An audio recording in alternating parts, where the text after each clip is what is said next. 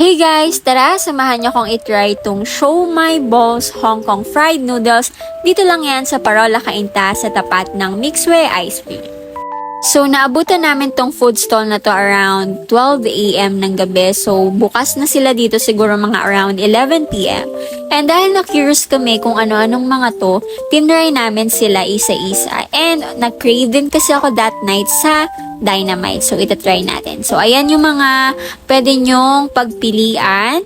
So, meron silang lobster balls, fish tofu, may snow prawn, may sakura shrimp, meron silang kikiam dyan, and then meron silang crab balls, crab claw, and then cheese tempura, and marami pang iba. So, ayan.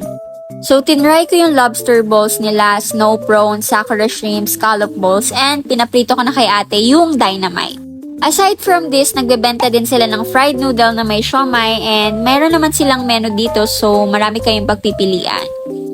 So again, sa tapat ng Mixway Ice Cream sa Parola Cainta, and after that, bumili na kami ng drinks namin sa 7-Eleven kasi excited na kami na itry at tikman yung mga binili namin. So ayan, bumili ako syempre nung akin. Mas gusto ko yung coconut water. Kayo ba? Na-try nyo na ba yan? So, nagbayad agad ako sa counter and then after that, umuwi na agad kami. Share ko lang din guys na meron silang 4 different sauces. So, mas masarap to pag sinawsaw doon. And after eating, satisfied naman kami. Lalong-lalo na dito sa Dynamite and also the kikiam. So, overall, I recommend na itry nyo. Masarap. Sobra.